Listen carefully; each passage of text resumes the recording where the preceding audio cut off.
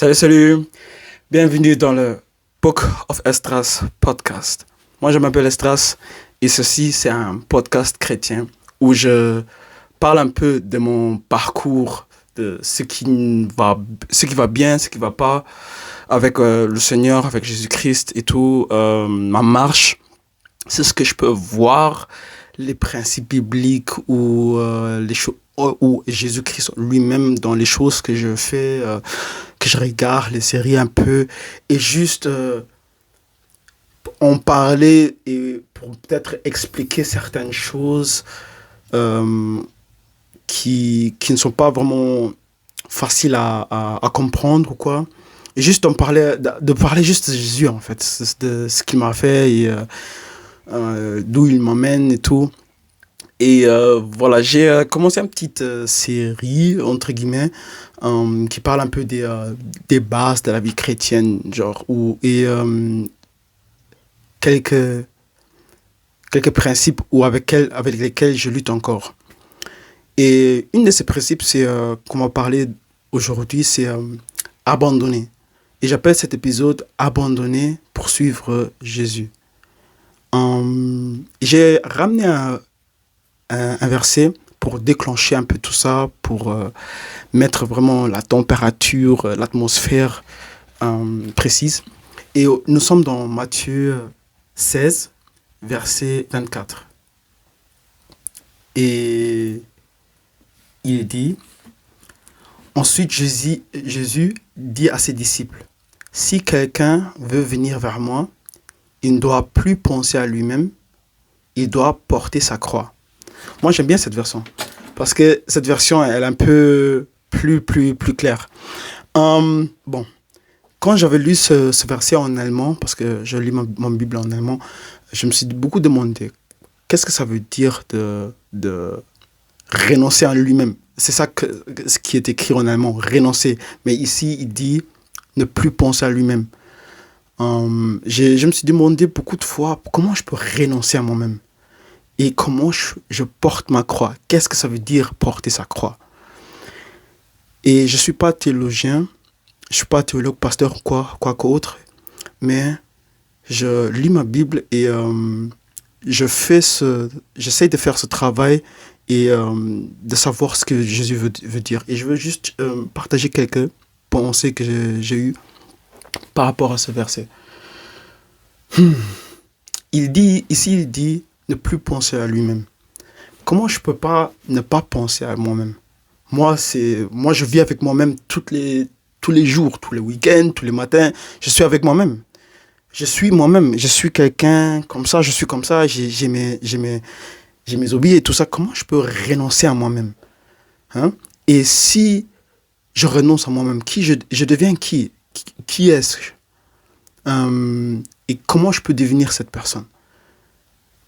Et la réponse dont je peux en tirer de tout ça, c'est renoncer à lui-même. Ça ne veut pas vraiment dire laisser ta personnalité parce que Dieu t'a créé d'une certaine façon. Mais je pense, tous tes désirs égoïstes, tous tes désirs que toi tu veux faire juste pour toi-même, tu ne penses pas aux autres, tu vois. Et ici, Jésus dit, tu ne dois plus penser à toi-même. Tu dois maintenant commencer à penser d'abord au Seigneur parce que tu ne vis pas la vie pour toi maintenant. Tu ne vis plus pour toi.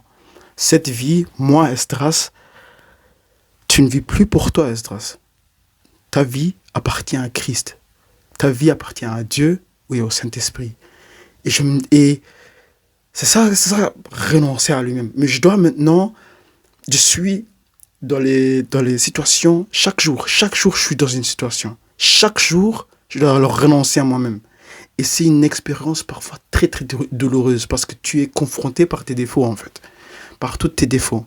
Tu regardes tous tes défauts et tu te dis, waouh, comment est-ce que je pouvais vivre 25 ans, 26 ans de ma vie, dans mon cas. 26 ans de ma vie comme ça. Genre, et comment je peux être transformé? Un exemple. Hier, mon chien Coco, elle a fait son travail. Elle a fait Euh, Elle a fait caca dans la toilette, en fait. Elle a pissé et tout, elle a fait son grand travail, on va dire ça comme ça. Et moi, j'étais le premier à être debout. J'étais le premier debout, je rentre vers la toilette d'en bas et tout, j'ouvre la toilette parce que je veux aussi aller aux toilettes. Je regarde et je me dis, aïe, Coco, pourquoi tu as fait ça? Pourquoi, Coco? Non, cette journée, elle a tellement bien commencé. Je viens justement avec le temps avec mon Seigneur. Moi, je viens maintenant, mais ici, je regarde ça, je me dis, ah, ça c'est quoi ça encore? Maintenant, j'ai deux choix. L'esdras que j'étais avant, et c'est honteux de dire ça, franchement, j'ai même honte un peu de dire ça, mais bon, c'est dans le passé. Moi, j'aurais regardé ça, j'aurais dit, c'est pas mon problème. Je me fais à manger, je me fais à boire, je sors, je quitte le lieu d'accident, je quitte le lieu d'accident et je fouille. Hein? Que le prochain qui arrive, qui se met debout, qui enlève ça. Mais celui que le Seigneur m'appelle à être,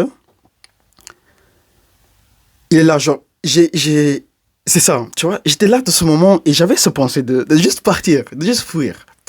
Fuir pour laisser l'autre faire ça. Mais maintenant, j'ai cette conviction. J'ai quelqu'un maintenant, moi, qui me dit, si tu veux me suivre, si tu veux être comme moi, hein, tu dois savoir aussi que tu es un serviteur. Tu es un serviteur pour d'autres gens, pour ta famille. Tu sers ta famille, tu sers d'autres gens.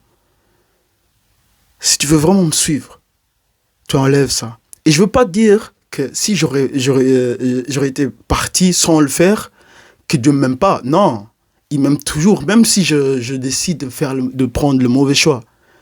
Mais là, c'est une autre question parce que je sais que quelqu'un m'a dit, il y a d'autres situations où hier, je travaillais, avant-hier, je travaillais, et il y avait une collègue à moi qui m'a très mal parlé. Et moi, dans ma tête, je me suis dit, est-ce que je crash out? Est-ce que je pète les plombs maintenant? Est-ce que je vais lui dire maintenant les 3, 4 vérités? Mais après, je me suis dit,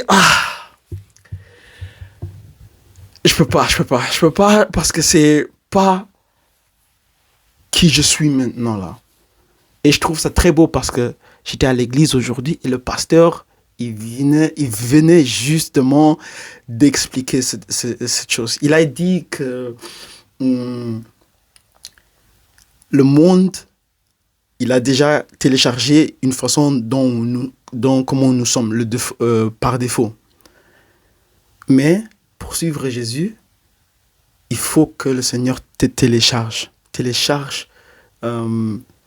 celui qui veut être en toi. Et ça nécessite de marcher avec le Seigneur, de prendre sa croix et marcher avec le Seigneur chaque jour. Être en communion avec lui chaque jour et tout. Et je trouve ça très beau parce que je voulais filmer ce podcast et aujourd'hui j'ai une réponse à ma question. Comment je peux filmer ça et tout. Et du coup, voilà, je pense que c'est ça. Et mais qu'est-ce que ça a à voir avec abandonner? Abandonner pour suivre Jésus. J'ai appris en fait que je dois abandonner qui j'étais. Je dois abandonner ce que je veux. Ce que je voulais faire quand j'ai vu ce que mon chien a fait dans la salle de bain, c'était de fuir. C'est ce que je voulais. Mais je suis pas... C'est pas ça. Je dois abandonner certaines choses. Et ces choses, parfois, c'est très frustrant. Parce que tu regardes d'autres gens, tu te dis, ouais, pourquoi eux peuvent faire ça, mais pas moi. Moi, ma vie et ma situation n'est pas la même que celui de mon prochain. Lui, peut-être, il peut faire ça sans aucun souci. Un autre exemple. Moi, par exemple, je sais pas, j'en ai parlé dans mes épisodes en allemand, mais je luttais avec l'insomnie. J'avais vraiment des problèmes de dormir la nuit pendant 25 ans de ma vie. J'ai 27 ans, mais 25 ans, je n'arrivais pas à dormir. Je luttais à m'endormir et j'ai pris parfois 1 heure, 2 heures juste à tourner pour m'endormir. Et quand je me suis endormi, j'avais peut-être 4 ou 5 heures pour dormir. Après, je dois aller tout de suite à l'église, à l'école, pardon. Et je savais que c'était foutu si je devais maintenant me lever à aller aux toilettes. Je savais directement, si je dois me lever pour aller aux toilettes, c'est foutu. C'est foutu. Parce que je dois rentrer maintenant chez moi, je dois m'allonger encore et je dois regarder le plafond jusqu'à ce que je m'endors encore. Et ça prend encore 1 heure. Mais ce que le Seigneur a fait, et pour lequel je suis très très reconnaissant, il a restauré tout ça. Il a restauré mon sommeil. Mais, c'est ce que je fais, c'est je lis ma Bible avant d'aller dormir, je prie, et je ne peux pas regarder certaines choses avant d'aller dormir. C'est impossible. Il y a des choses que je peux encore regarder. Je ne veux pas vous dire que je fais plus rien. Je regarde plus rien avant d'aller dormir. Parce que parfois, ça m'arrive d'oublier que je dois aller dormir ou quoi, tu vois. Mais je suis conscient des conséquences qui peuvent venir par après. Je suis très, très conscient. Un exemple. Il y a une série qui s'appelle Death Note. C'est une série, c'est un animé, c'est un animé un peu dur.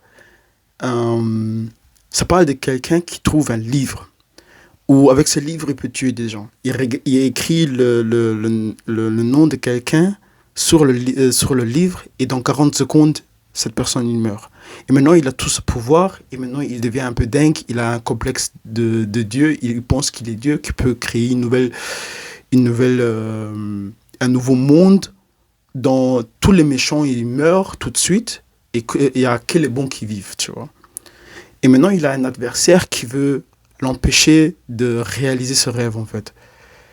Et je trouve ça très bien parce que j'aime bien cette série parce que cette série, elle est très stratégique et tout, très, très, tu dois réfléchir et tout. Et je vous dis, mercredi, j'ai regardé cette série parce que j'étais en pause et tout. J'ai regardé cette série et tout, je me dis, non, c'est cool. Je regarde quelques épisodes, il est 18h, 19h. Je sors avec le chien et je rentre. Je je fais autre chose, je ne regarde plus. Mais je sais que à 22h, je monte dans ma chambre, je passe 1 heure avec le Seigneur, je vais dormir. Maintenant, je suis là, je veux prier, mais je ne pense pas au Seigneur, mais je pense au personnage de la série, à la situation de la série. Et c'est là que je me rends compte qu'en fait, problème parce que c'était un moment intime avec moi et mon Seigneur, mais maintenant j'ai des pensées intrus qui viennent et tout.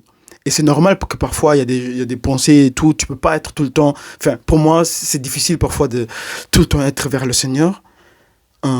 Mais c'est des petites pensées qui viennent et qui partent et tout. Après, tu te reconcentres. Mais là, j'avais vraiment du mal. À m'asseoir, à prier et tout, à lui dire tout ce que je veux lui dire, à le remercier parce qu'il m'a gardé et tout ça. Maintenant, je pense à la situation. Mais je pense à la série. Et je veux maintenant aller dormir. Et maintenant, je tourne une demi-heure parce que j'essaye de résoudre le problème qui s'est passé dans la série en question, en fait.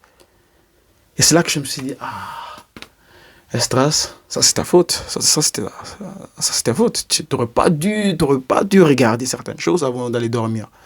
Tu vois? Bon, les conséquences n'étaient pas si graves. Je n'avais pas fait un cauchemar ou quoi. Mais ça m'a montré en fait que pour les 3 prochains jours après, même si je n'avais pas regardé cette série, la même chose. Je voulais prier. Il y avait ce moment, il y avait ces pensées qui sont venues vers moi. Et c'est là que je me suis dit, waouh, quand même. Donc je dois abandonner certaines choses avant d'aller dormir. C'est obligatoire. Si je veux prioriser mon sommeil, mon temps intime avec Dieu et tout. Et voilà. Mais la plus grande chose que je devais abandonner, c'est le contrôle. Moi, je suis quelqu'un, j'avais voulu trop le contrôler. Je ne fais pas quelque chose dont je ne sais pas ce qui se passe là-bas. Le résultat, c'est quoi? Qu'est-ce que ça veut dire si, si ça m'apporte rien ou si je sais pas ce qui se passe, si on va me rejeter ou quoi, je vais pas aller là-bas. Mais avec le Seigneur, j'ai appris en fait que tout dépend de lui en fait. Tout dépend du Seigneur. Moi, je peux faire ça. Moi, je peux faire ce podcast. Peut-être il y a qu'une personne qui regarde. Hein? Peut-être il y a des milliers de personnes qui regarderont, mais il n'y a que le Seigneur qui peut faire monter la chose, qui peut créer la chose dans les gens, en fait, tu vois. Et je suis... C'est un truc, parfois, je me sens un peu inutile. Je peux rien faire sans lui. Mais c'est beau parce que j'apprends à m'abandonner. J'apprends à m'abandonner moi-même, à abandonner mes choses que je veux avoir, les choses que je veux faire, mes finances et tout. Je lutte un peu avec mes finances et c'est là que je sais en fait que c'est que par lui que ça se passe. Je dois vraiment faire confiance que Dieu, il fait les choses. Il va faire les choses dans son temps comme il veut. Mais je peux continuer, ce que je peux faire, mais il y a des choses, je peux pas influencer. Le contrôle ne m'appartient pas. Et voilà, je suis là. Et c'est drôle parce que je me mets ma propre pression, je me mets des propres problèmes sur mon dos que le Seigneur n'a jamais voulu que je porte, en fait, des choses. Des choses que je veux porter, des choses qu'il n'a jamais voulu pour moi que je porte. Hein? Mais je remarque maintenant, c'est trop lourd. Seigneur, c'est lourd. Je peux pas porter ça. Je peux plus porter ça. Donc je vais vers le Seigneur, je prie. Je prie, Seigneur, s'il te plaît, aide-moi, donne-moi, remplis-moi avec cette paix, franchement. Je veux t'abandonner ça, je veux te laisser ça. Et le moment même, je reçois cette paix. Et cette paix dure une semaine. Après une semaine, je repense à cette chose. Et c'est encore rien passé. Je me dis, viens, je vais vite fait vers le Seigneur. Là où j'avais laissé mon fardeau, mon truc, je reprends mon fardeau, je mets ça sur mes épaules et je commence ma route maintenant. Et je refais ce cycle. Mais je pense pas que le Seigneur, il est fâché contre moi parce que j'ai repris le truc. Je pense, il regarde l'effort que je fais. Et il veut m'apprendre à lui faire confiance totalement. À totalement lui faire confiance. Mais je dois m'abandonner. Je dois abandonner mon désir d'avoir le contrôle. Mon désir d'influencer le résultat. Mon désir de protéger mon cœur, entre guillemets. Hein? Parce que c'est lui qui me protège, c'est lui qui me garde, c'est lui qui va m'emmener dans les verts pâturages. Je ne sais pas comment ça se dit en français, c'est psaume 23, genre un truc comme ça. Mais voilà, c'est lui qui me donne cette paix et c'est lui qui fait les choses que moi je peux pas faire. Tu vois? Et je veux pas que ça c'est comme si genre, ouais, non, les chrétiens, ils font totalement confiance en Dieu, ce qui est vrai, on fait totalement confiance en Dieu et qu'on fait plus rien. Non, ça veut pas dire ça. Ça veut dire, je peux faire ce que je peux faire, il y a des choses que je peux mettre en place et tout, je dois travailler, je dois étudier pour réussir mes études et tout, mais il y a des choses, je vois pas le contrôle, je sais, c'est uniquement lui qui peut me ramener ça. Et voilà, maintenant, je suis là. C'est ça un peu dont je veux parler. Et ce que j'ai appris, c'est de discuter de certaines choses avec Dieu, vraiment, vraiment encore en intimité, mais en profondeur aussi. De me confier encore plus à lui. Et ça m'apprend la foi aussi, d'une manière ou d'une autre. Je dois avoir la foi maintenant, que même si je ne vois pas les choses arriver là maintenant, que ça va se passer à un moment donné ou à un autre. Je dois maintenant saisir ça, je dois maintenant saisir, je dois maintenant attendre. Et moi, mon truc, ce que j'ai peur, j'ai flippe de ça, c'est que je flippe de faire parfois tout ça ici. Parler de Dieu sur les réseaux sociaux, faire un podcast pour Dieu. Je flippe parfois. Parfois, j'ai cette peur parce que qu'est-ce qui se passe si j'emmène les gens vers le mauvais truc, tu vois. Mais c'est ce que veux faire, c'est, je suis pas un, un, un prêtre. Je partage juste mes choses que je peux vivre avec le Seigneur et peut-être quelqu'un peut s'identifier et peut-être ça le motive à continuer. C'est ça que je fais en fait, tu vois. Mais il y a toujours des pensées qui me disent, ouais non, toi tu veux parler des choses que toi tu vis pas encore, mais c'est pas ça, c'est le fait que tu exposes tes fardeaux personnels, tes problèmes personnels un peu, que peut-être moi-même, en faisant ça, je peux être délivré, mais aussi d'autres gens qui regarderont ça peuvent être délivrés aussi parce qu'ils savent en fait que, ah non, il est pas seul, et je suis pas seul, tu vois. Et voilà, ça m'apprend à vraiment laisser cette peur de côté et de me livrer un peu, de me délivrer en fait, de me- oui, de me libérer en fait. Et même si mon Seigneur, même si je vais dans le mauvais chemin, je dois avoir cette confiance en Dieu qui va me rédiger vers le bon chemin. Donc, je veux continuer à faire ça, je veux continuer à parler ici dans la caméra pour les gens qui veulent regarder, qui veulent écouter et tout ça. Parce que je sais, peut-être, je vois pas les choses aujourd'hui, ou si je suis dans le mauvais chemin, je sais que mon Dieu, il va me rédiger vers le bon chemin. Voilà. Et c'est ça. Abandonner, suivre Dieu, abandonner pour suivre Jésus. Je pense que c'est ça ce que ça veut dire. Chaque jour, tu dois prendre ta croix. Chaque jour, tu dois prendre la décision de est-ce que je choisis Jésus ou est-ce que je choisis moi-même. Et c'est dur. Et nous tous, moi inclus, nous tous, on lutte avec ça. Je lutte avec ça. Parfois, je choisis ce que moi je veux. Et, mais je pense pas que notre Seigneur, il est fâché contre nous. Non, il est doux, il est patient. Il a de la grâce pour nous aussi. Et il veut qu'on change et il veut faire le travail en nous. C'est juste qu'on doit être un peu disposé, je dirais. Ça, c'est juste moi ce que je pense. Voilà. Donc, voilà, ça c'était l'épisode numéro 6.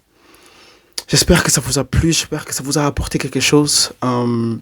Franchement, je suis reconnaissant pour chaque personne qui s'assoit, qui écoute, qui entend un peu les choses. Et donc, voilà, merci beaucoup pour votre attention. Que le Seigneur vous garde, qui vous guide et qui vous remonte, qui vous motive et tout. Bref, passez une bonne journée, après-midi, soirée, peu importe quand vous allez voir ça. Et voilà, ça c'est Esdras. Et ceci était le Book of Esdras podcast. Ciao et à la prochaine.